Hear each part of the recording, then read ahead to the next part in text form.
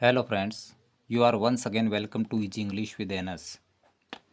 आज हम present continuous tense का स्टडी करेंगे और ये जानेंगे कि इस टेंस में होता क्या है, ये टेंस क्या होता है, इसकी correct form of the verb कैसे भरी जाती है। दोस्तों, correct form of the verb हर जगह आपके लिए बहुत ही महत्वपूर्ण होती है। ये आपके 10वीं कक्षा के एग्ज़ाम में, 10th क्लास के एग्ज़ाम में भी यह आते हैं और आगे किसी कंपटीशन की यदि आप तैयारी कर रहे हैं तो वहाँ पर भी ये बहुत ही क्रूशियल यानी महत्वपूर्ण होने वाले हैं। इसीलिए दोस्तों आज हम देखते हैं प्रेजेंट कंटिन्यूस टेंस। दोस्तों, आप अपनी रेगुलरिटी बनाए रखें, रोज़ाना वीडियो को देखें और मैं आपके लिए इंग्लिश ग्रामर से रिलेटेड हर एक रूल को आपके सामने लेके आऊँगा और आपके सामने बिल्कुल आसान तरीके से ये पेश करूँगा। आज देखते हैं हम प्रेजेंट कंटिन्यूस टेंस क्या होता है। इसकी पहचान होती है हिंदी के वाक्यों के अंत में रहा है, रही है, रहे हैं, रहा हूँ या रही हूँ आदि आते हैं। ये इसकी पहचान है हिंदी की दोस्तों। फिर ये नोट ध्यान रखना, ये टेंस दर्शाता है कि कोई कार्य वर्तमान में जारी है, अर्थात चल रहा है। जैसे कि मैं आपको पढ़ा रहा हूँ तो ये वर्तमान में काम जारी है, इस प्रकार के वाक्य इसमें आते हैं। और इसके अलावा ये कोई ज़रूरी नहीं है कि ये वाक्य जिस समय कर रहे होते हैं काम उस समय भी जारी हो। जैसे कि वे 10वीं कक्षा में पढ़ रहा है, तो इस प्रकार के सेंटेंस भी इसी टेंस के अंदर आते हैं। इसका पहला नियम है दोस्तों, इस टेंस में मेन वर्ब की फर्स्ट फॉर्म के पीछे आईएनजी लगता है, यानी इसमें प्रेजेंट पार्टिसिपल फॉर्म का प्रयोग होता है। ध्यान रखना, मेन वर्ब की फर्स्ट फॉर्म के पीछे आईएनजी लगता है। फिर इसका रूल नंबर 2 है, इस टेंस की हेल्पिंग वर्ब्स यानी सहायक क्रियाएं इज, आर और एम होती है। 3 हेल्पिंग वर्ब्स होती है दोस्तों, इज, आर और एम। इज का प्रयोग ही, शी, इट और सिंगुलर सब्जेक्ट्स यानी एक वचनकर्ताओं के साथ होता है। आर का प्रयोग यू, दे, वी और प्लूरल सब्जेक्ट्स यानी बहुवचनकर्ताओं के साथ होता है। और एम का प्रयोग आई के साथ होता है। ये इस टेंस का बेसिक नॉलेज है दोस्तों, आपको केवल इतना ध्यान रखना है। इसकी पहचान होती है हिंदी के वाक्यों के अंत में रहा है, रही है, रहे हैं ये होता है, यानी वर्तमान में कोई काम जारी है। ध्यान रखना, यदि कोई काम जारी और पीछे है आ गया तो वो प्रेजेंट कंटिन्यूस टेंस का होता है। इसमें मेन वर्ब की फर्स्ट फॉर्म के पीछे आईएनजी आता है। इसकी हेल्पिंग वर्ब्स इज, आर और एम होती है। इस का प्रयोग ही, शी, इट और एक वचनकर्ताओं के साथ होता है। आर का प्रयोग यू, दे, वी और बहुवचनकर्ताओं के साथ होता है। और एम का प्रयोग आई के साथ होता है। इसके बाद में दोस्तों इसके सेंटेंस देखते हैं, यानी इस टेंस के वाक्य कैसे बनाते हैं। सेंटेंसेस, सबसे पहले अफर्मेटिव सेंटेंसेस को लेते हैं दोस्तों। वो कैसे बनते हैं अफर्मेटिव सेंटेंस, जिनको हिंदी में बोलते हैं सकारात्मक वाक्य। इनकी पहचान होती है, इनमें ना तो नोट का प्रयोग होता है और ना ही इसमें किसी प्रकार का कोई प्रश्न पूछा जाता है। तो वो वाक्य होता है सकारात्मक वाक्य। सकारात्मक वाक्य बनता है दोस्तों, सबसे पहले सब्जेक्ट आता है, यानी सब्जेक्ट यदि प्लूरल हो, प्लूरल यानी यू, दे, वी हो तो हेल्पिंग वर्ब आर का प्रयोग होगा। सब्जेक्ट यदि ही, शी, इट या कोई सिंगुलर नाम हो, जैसे राम, गाय, मोहन, सीता, ऐसे कोई सिंगुलर सब्जेक्ट हो तो इसका प्रयोग होगा। यदि सब्जेक्ट आई है तो एम का प्रयोग होगा।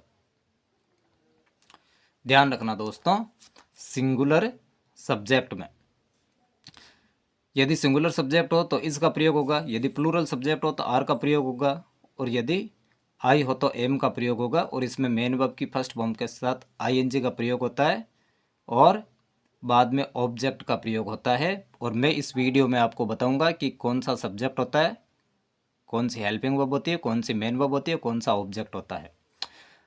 यदि हिंदी का वाक्य इस प्रकार से आता है दोस्तों, मैं इस समय अंग्रेजी पढ़ रहा हूँ, और आपको कह दिया जाए कि इस वाक्य को आपको इंग्लिश में ट्रांसलेट करना है, तो आपको बड़ी दुविधा होती है।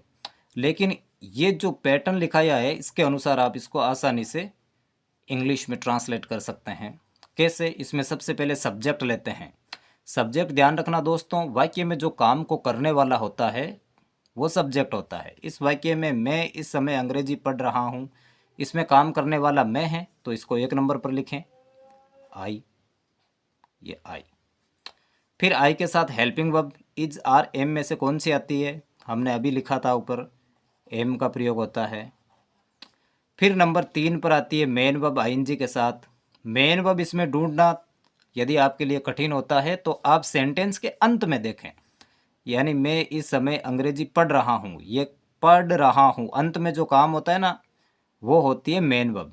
इसमें है पढ़ रहा हूँ, पढ़ना को इंग्लिश में रीड बोलते हैं, रीड का बना देते हैं READ, ये रीड की स्पेलिंग, और पीछे ING, रीडिंग। फिर आपके ऑब्जेक्ट ढूंढने में यदि दिक्कत हो तो ध्यान रखना, कर्ता जिस काम को करता है उसको ऑब्जेक्ट कहते हैं। यानी मैं इस समय अंग्रेजी पढ़ रहा हूँ, कर्ता क्या पढ़ रहा है? अंग्रेजी, तो ये ऑब्जेक्ट है।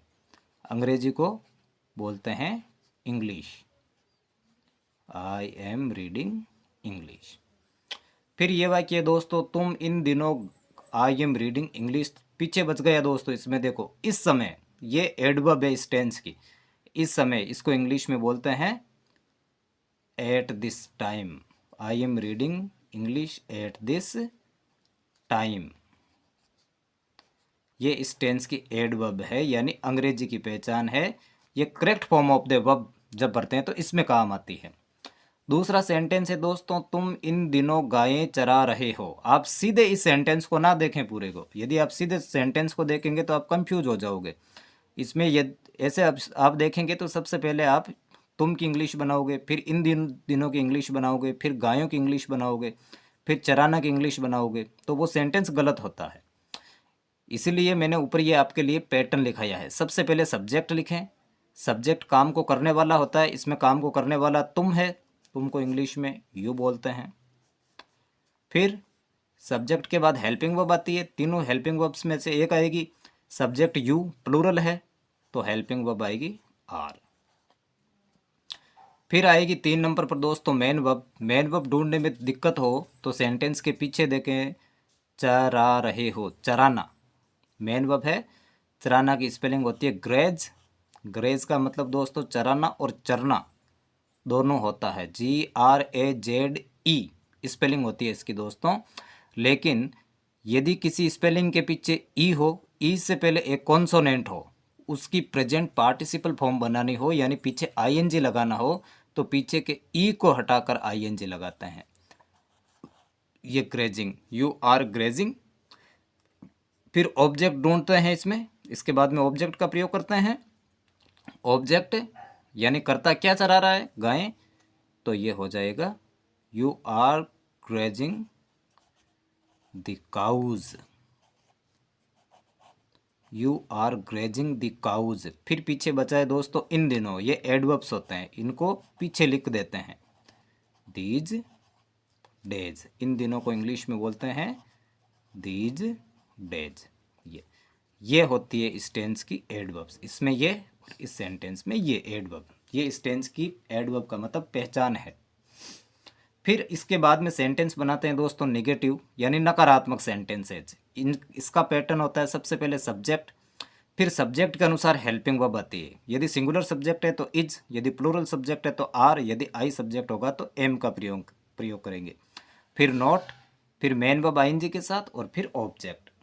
जैसे हम ये वाक्य बनाते हैं, वह वर्तमान में हिंदी नहीं पढ़ा रहा है। वह वर्तमान में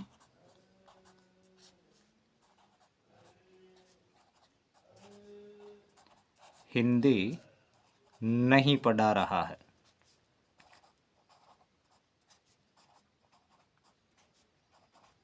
ये दोस्तों, इस सेंटेंस को यदि आप सीधा देखेंगे तो आपको ये बड़ा डिफिकल्ट सेंटेंस लगेगा, लेकिन इसकी इंग्लिश बनाने का ये तरीका है, सबसे पहले सब्जेक्ट को लिखें। सब्जेक्ट वाक्य में काम करने वाला होता है दोस्तों, ध्यान रखना। जैसे ये वाक्य है, वह वर्तमान में हिंदी नहीं पढ़ा रहा है, तो इसमें काम करने वाला वह है, वह को इंग्लिश में बोलते हैं ही। ही के बाद हेल्पिंग वर्ब लगाते हैं। ही सिंगुलर नंबर है, एक वचन करता है, तो इसके साथ इज का प्रयोग होगा, इज। फिर क्योंकि सेंटेंस निगेटिव है यानी नकारात्मक है, तो नॉट का प्रयोग करेंगे। फिर लगाएंगे मेन वर्ब। मेन वर्ब ढूंढने में दिक्कत हो तो पीछे देखें, पीछे जो काम हो रहा है वही मेन वर्ब होती है। पढ़ा रहा है, पढ़ाना को बोलते हैं इंग्लिश में टीच, और टीच का बना देते हैं teaching. He is not teaching, फिर पीछे बचता है ऑब्जेक्ट। ऑब्जेक्ट यानी कर्ता क्या कर रहा है, उससे आप निकाल सकते हैं क्या नहीं पढ़ा रहा है, हिंदी, तो यहाँ पर आप ऑब्जेक्ट हिंदी बनाएं। He is not teaching Hindi, sorry मैंने यहाँ पर इंग्लिश लिख दिया था, मैंने इंग्लिश के सोचा था कि यहाँ पर इंग्लिश होगा। He is not teaching Hindi. अब पीछे बचा वर्तमान में। वर्तमान में को इंग्लिश में बोलते हैं एट प्रेजेंट। ये इस टेंस की एडवर्ब होती है दोस्तों, यानी पहचान। ये ध्यान रखना, ये एडवर्ब होती है, यानी ऐसे ही आते हैं। यदि ये पहचान होती है तो यहाँ पर इज और मेन वर्ब आईएनजी के साथ भरा जाता है। दूसरा वाक्य देखते हैं, जैसे वे आज रात नहीं आ रहे हैं।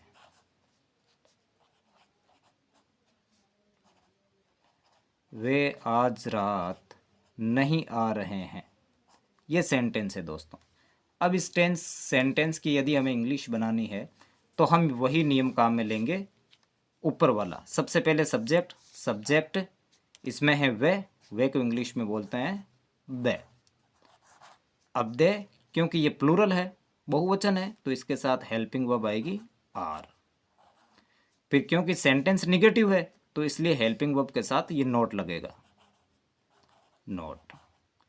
फिर मेन वर्ब का पता करना हो तो पीछे देखे सेंटेंस के, आ रहे हैं तो आना है, मेन वर्ब है। कम की स्पेलिंग होती है दोस्तों COME, लेकिन मैंने आपको अभी नियम बताया था, यदि किसी वर्ब के पीछे ई हो, यदि किसी, जैसे कि ये कम की स्पेलिंग होती है COME कम, यदि किसी वर्ब के पीछे ई हो, मेन वर्ब के पीछे, और इससे पहले एक कॉन्सोनेंट हो और उसकी प्रेजेंट पार्टिसिपल फॉर्म बनानी है, यानी उसके पीछे ING लगाना है, तो पीछे के ई को हटाकर ING लगाते हैं। ये रूल होता है दोस्तों। दे आर नॉट कमिंग, आज रात पीछे बचा, ये इस टेंस की एडवर्ब है, इसको बोलते हैं टू नाइट। इन पर विशेष ध्यान देना दोस्तों, क्योंकि एडवर्ब्स में यदि कहीं आपको ये शब्द दिखाई देगा तो यहाँ पर आपको इज, आर, एम और मेन वर्ब ING के साथ भरना पड़ेगा दोस्तों, ये ध्यान रखें। फिर इसके बाद में आते हैं दोस्तों इंटेरोगेटिव सेंटेंसेस, यानी प्रश्नवाचक वाक्य। फिर इसके बाद में आते हैं दोस्तों इंटेरोगेटिव सेंटेंसेस, यानी प्रश्नवाचक वाक्य, इंटेरोगेटिव सेंटेंसेस।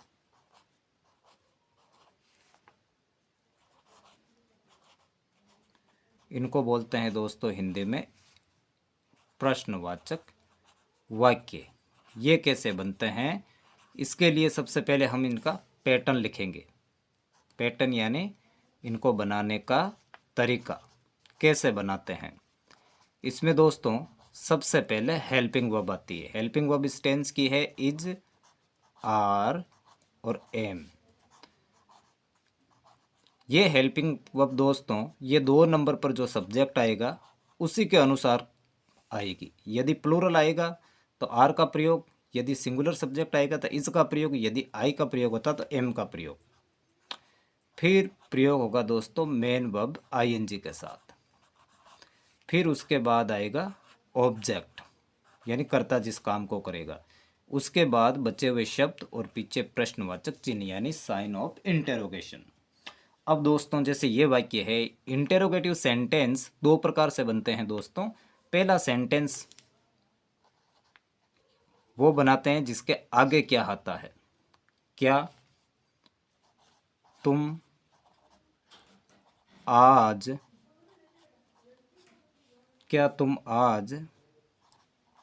खाना पका रहे हो। ये सेंटेंस है दोस्तों। इसकी इंग्लिश बनाते हैं तो सबसे पहले हम यहाँ पर हेल्पिंग वर्ब का प्रयोग करेंगे, यानी इज, आर और एम में से प्रयोग करेंगे। अब हमारे सामने ये क्वेश्चन उठता है बड़ा कि इनमें से किसका प्रयोग करेंगे। तो यदि ऐसी कोई आपको प्रॉब्लम है तो इससे पहचानने का सबसे आसान तरीका यही होता है कि जो सब्जेक्ट होगा सेंटेंस के अंदर उसी के अनुसार हेल्पिंग वर्ब का प्रयोग करेंगे। अब इस सेंटेंस के अंदर सब्जेक्ट है तुम, यानी यू, प्लूरल है, तो यहाँ पर आर का प्रयोग होगा। ये आर, ये हेल्पिंग वर्ब आ गई। फिर सब्जेक्ट लगाएंगे, सब्जेक्ट है तुम, यू। फिर लगाएंगे मेन वर्ब। मेन वर्ब का पता लगाना है तो सेंटेंस के पीछे देखो, पका रहे हो। पका रहे हो किससे बना, पकाना से। पकाना को बोलते हैं कुक, कुक का बन जाएगा कुकिंग। फिर ऑब्जेक्ट लगाना है। ऑब्जेक्ट यानी करता जिस काम को करता है। क्या पका रहा है, खाना, खाना को बोलते हैं food. Are you cooking food. पीछे कुछ बचा क्या दोस्तों, जी बिल्कुल बचा है, आज बचा है, तो इसको इंग्लिश में बोलते हैं टुडे। ये इस टेंस की एडवर्बियल वर्ड्स। फिर ये प्लूरल का सब्जेक्ट सेंटेंस बना लिया। अब सिंगुलर का बनाते हैं, जैसे क्या राधा अभी तक नाच रही है। क्या राधा अभी तक नाच रही है, ये सेंटेंस बनाते हैं दोस्तों। तो इसमें सबसे पहले हेल्पिंग वर्ब का प्रयोग करेंगे। मैंने आपको कहा हेल्पिंग वर्ब आएगी सब्जेक्ट के अनुसार। सब्जेक्ट है राधा, ये सिंगुलर है, तो यहाँ पर इज का प्रयोग करेंगे। 2 नंबर पर सब्जेक्ट, सब्जेक्ट है राधा, राधा। फिर मेन वर्ब है दोस्तों, इसमें पीछे देखो, मेन वर्ब को ढूंढना है तो नाचना, डांस। डांस की स्पेलिंग होती है DANCE, लेकिन ई से पहले कॉन्सोनेंट है और इसकी प्रेजेंट पार्टिसिपल बनाएंगे तो ई को हटाकर ING लगाएंगे। फिर अभी तक को इंग्लिश में बोलते हैं स्टिल। ये सेंटेंस बन गया दोस्तों। फिर इसके बाद में सेंटेंस बनाएंगे हम WH वर्ड से बनने वाले सेंटेंस, यानी WH वर्ड्स या WH ग्रुप्स सेंटेंसेस। एक एक शब्द को इस प्रकार से लिख रहा हूँ ताकि आपको आसानी से समझ में आ जाए और दिखे। ये सेंटेंस कैसे बनाते हैं दोस्तों, इसका पैटर्न होता है सबसे पहले WH वर्ड। WH वर्ड वह शब्द होता है जिससे प्रश्न पूछा जाता है। फिर उसके बाद आएगी हेल्पिंग वर्ब, जो इस टेंस की इज, आर और एम होती है। फिर इसके बाद आएगा सब्जेक्ट। फिर इसके बाद आएगी मेन वर्ब ING के साथ। फिर आएगा ऑब्जेक्ट, और फिर पीछे बचे हुए शब्द यदि हों तो, और प्रश्नवाचक चिन्ह यानी साइन ऑफ इंटरोगेशन। जैसे ये वाक्य है, तुम आजकल कहाँ काम कर रहे हो। ये सेंटेंस है दोस्तों। सीधे आप पूरे वाक्य को देखेंगे तो ये आपको काफ़ी डिफिकल्ट लगेगा, इसीलिए यहाँ पर ये पैटर्न लिखा है, इसके अनुसार बनाना है। सबसे पहले WH वर्ड लगाएंगे। WH वर्ड वो होता है दोस्तों जिससे प्रश्न पूछा जाता है। तो इस वाक्य में ऐसा कौन सा शब्द है जिससे प्रश्न पूछा जा रहा है, वो है कहाँ, यानी कहाँ को हटा देंगे तो ये सेंटेंस इंटरोगेटिव नहीं रहेगा। कहाँ को इंग्लिश में बोलते हैं वेयर। इसके बाद में लगाएंगे दोस्तों हेल्पिंग वर्ब, यानी इज, आर, एम में से। अब यदि ये पता लगाना है कि इनमें से किसका प्रयोग करेंगे तो सब्जेक्ट को देखें। सब्जेक्ट यहाँ पर तुम है, प्लूरल है, तो यहाँ पर आर का प्रयोग होगा। फिर आएगा सब्जेक्ट, सब्जेक्ट तुम है, यू। फिर लगाएंगे मेन वर्ब। मेन वर्ब का पता लगाना हो तो सेंटेंस के पीछे देखें, काम कर रहे हो। काम करना, काम करना को बोलते हैं वर्क। वर्क का हो जाएगा दोस्तों working. Where are you working, आजकल, आजकल को इंग्लिश में बोलते हैं नाउ ए डेज। ये इस टेंस की एडवर्ब्स होते हैं, यानी पहचान होती है। एक प्लूरल का बना लिया, एक सिंगुलर का बनाते हैं। इसका ये है, वह अब क्यों रो रहा है।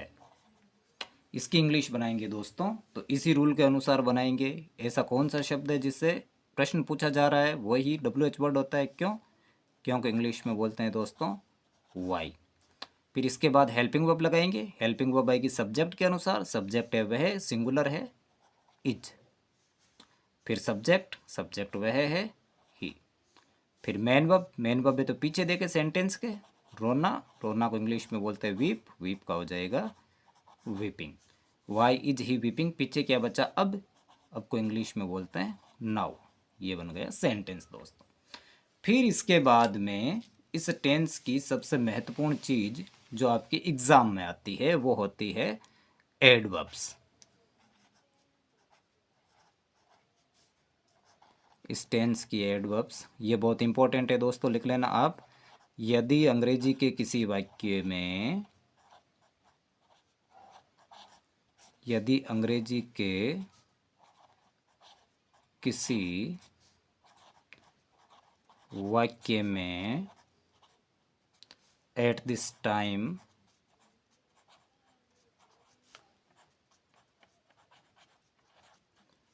At this moment,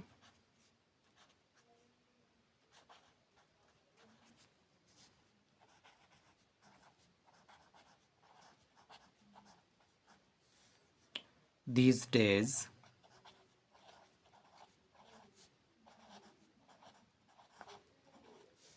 still,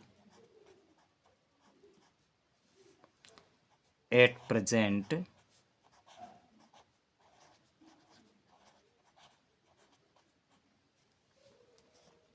nowadays,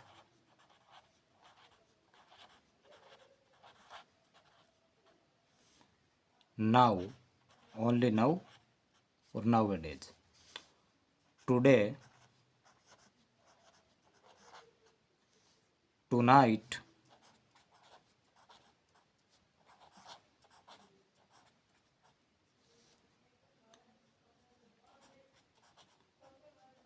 this evening,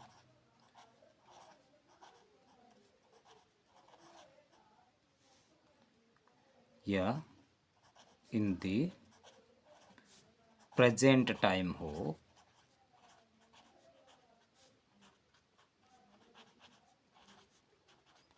हो तो वह वाक्य प्रेजेंट कंटिन्यूस टेंस का होता है।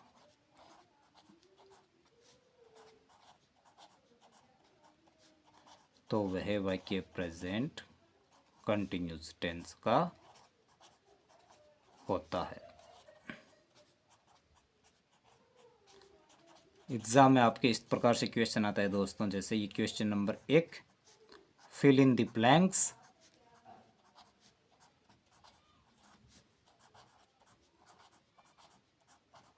with correct form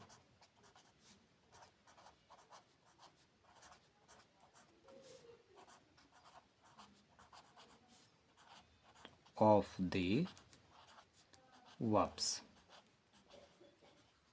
Question number 1, he blank space work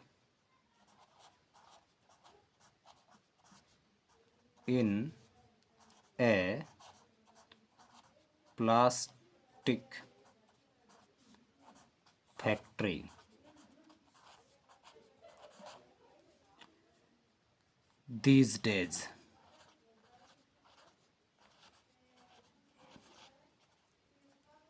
Sentence number 2, I blank space write a novel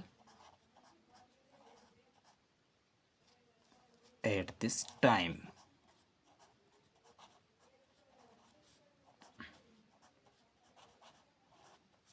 question number 3,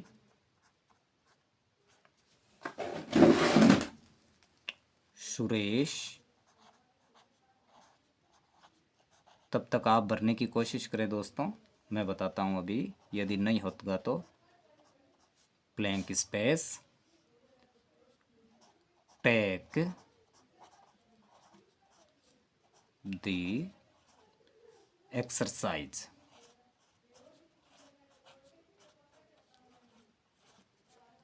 question number 4, look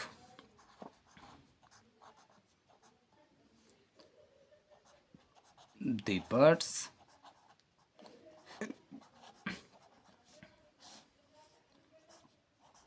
ये bracket में आ गया fly.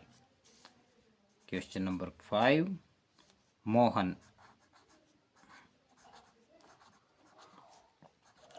And Shyam, blank space, play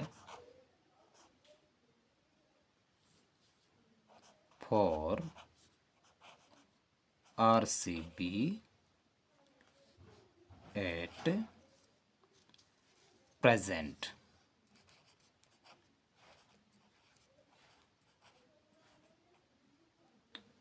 ये ऐसे sentence आ जाए दोस्तों, तो इनके correct form of the verb ये कैसे भरते हैं ये आपको मैं बताता हूं दोस्तों। एक और लिखता हूं, जैसे शी इज कम टुडे, ये ऐसे सेंटेंस है दोस्तों। अब इनको ब्लैंक स्पेस को भरना है तो कैसे भरते हैं दोस्तों, ये ध्यान रखना। ब्लैंक स्पेस भरने के लिए हमें सबसे पहले सेंटेंस के बारे में पता होना चाहिए कि ये कौन से टेंस का है। ऐसा क्वेश्चन आएगा, fill in the blanks with correct form of the verb. इसको बड़े ध्यान से देखना दोस्तों, ये हर जगह काम आता है, चाहे कंपटीशन हो, चाहे आपका 10th क्लास का एग्जाम हो, चाहे 9th क्लास का हो, चाहे 6th का हो, चाहे किसी भी क्लास का क्यों ना हो। ऐसे क्वेश्चन आएगा, ये ही blank space work in a plastic factory these days. अब दोस्तों ये पीछे दीज डेज आया हुआ है, ये ध्यान रखना, ये इस प्रेजेंट कंटिन्यूस टेंस की पहचान है। ये मैंने पहले आपको लिखाया है। यदि अंग्रेजी के किसी वाक्य में at this time, at this moment, these days, still, at present, now A days, now, today, tonight, this evening, in the present time हो तो वे वाक्य प्रेजेंट कंटिन्यूस टेंस का होता है। अब दोस्तों इस सेंटेंस के अंदर ये दीज डेज आया हुआ है, तो इसका मतलब ये हुआ कि ये सेंटेंस प्रेजेंट कंटिन्यूस टेंस का है।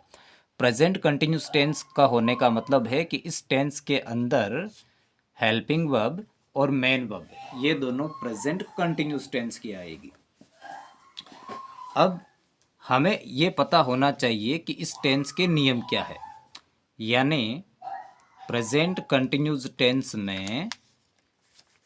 में मेन वर्ब की फर्स्ट फॉर्म के साथ आईएनजी का प्रयोग होता है। इसकी हेल्पिंग वर्ब इज, आर और एम होती है। इसका प्रयोग ही, शी, इट और एक वचनकर्ताओं के साथ होता है। आर का प्रयोग यू, दे, वी तथा प्लूरल सब्जेक्ट्स यानी बहुवचनकर्ताओं के साथ होता है, और आई का प्रयोग एम के साथ होता है। अब दोस्तों यहाँ पर ये सब्जेक्ट है ही सिंगुलर है यानी एक है, सिंगुलर सब्जेक्ट है, तो इसके साथ हेल्पिंग वर्ब आएगी इज। फिर इस टेंस में मेन वर्ब की फर्स्ट फॉर्म के पीछे आईएनजी लगाते हैं तो वर्क का हो जाएगा वर्किंग। फिर नंबर 2 देखते हैं दोस्तों, ये है आई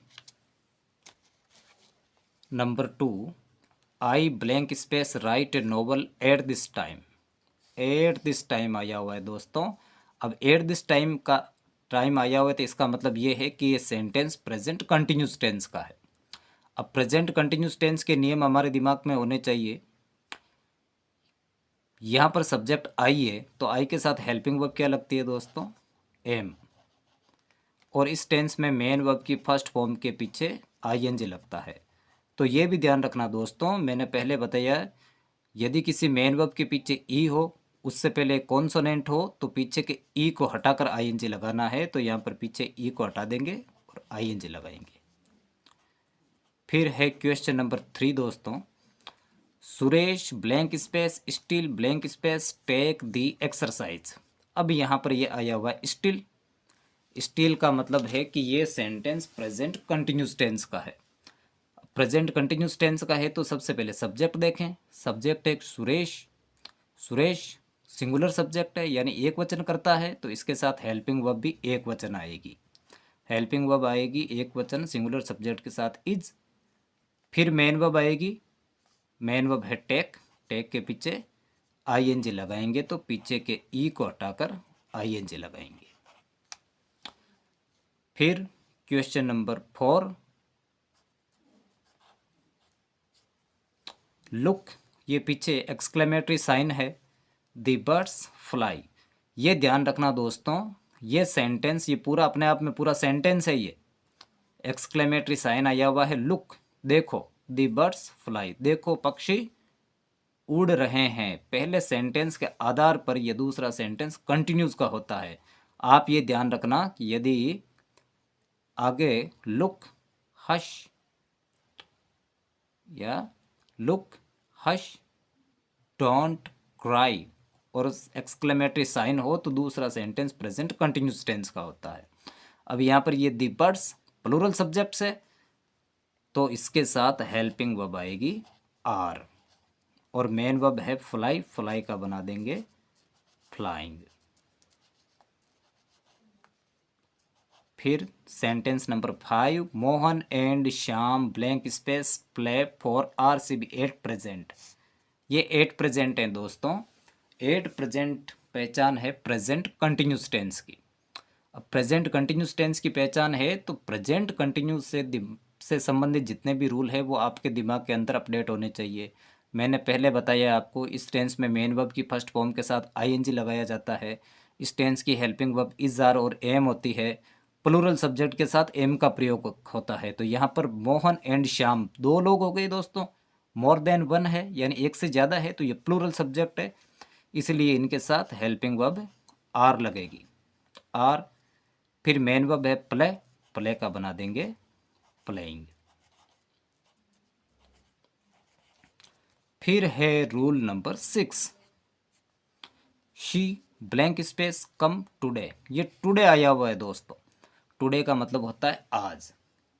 ये पहचान है प्रेजेंट कंटिन्यूस टेंस की, जो कि मैंने आपको लिखा ही है। ये यहाँ पर देखें दोस्तों। अब ये प्रेजेंट कंटिन्यूस टेंस की है, तो प्रेजेंट कंटिन्यूस टेंस का नियम क्या कहता है कि सब्जेक्ट यदि सिंगुलर हो तो इसमें मेन वर्ब, यदि सब्जेक्ट सिंगुलर हो तो इसमें हेल्पिंग वर्ब इज का प्रयोग होता है, और मेन वर्ब की फर्स्ट फॉर्म के पीछे आईएनजी लगता है। ये कम है, पीछे ई है, ई से पहले कॉन्सोनेंट है, तो पीछे के ई को हटाकर आईएनजी लगाएंगे। ये ध्यान रखना दोस्तों, पीछे के ई को हटाकर आईएनजी लगाएंगे। यदि आप पीछे के ई को हटाकर ई को नहीं हटाते और आईएनजी लगाते हैं, तो वो सेंटेंस गलत माना जाता है और इसमें आपके नंबर कट कर लिए जाते हैं। तो दोस्तों इन चीज़ों का रखें ध्यान, और आप हमारे चैनल को सब्सक्राइब करें। अगले टेंस में हम आपको और भी अच्छी जानकारी देंगे। हमारे चैनल को सब्सक्राइब करना ना भूलें। इजी इंग्लिश विद एनएस लोग सब्सक्राइब कर रहे हैं दोस्तों, जल्दी से जल्दी सब्सक्राइब करें। और हम आपको 10th क्लास की ग्रामर जितनी भी है वो पूरी आपको इसी तरह से क्रैक करके बताएंगे, उसमें कुछ भी पीछे नहीं छोड़ेंगे दोस्तों। Thank you.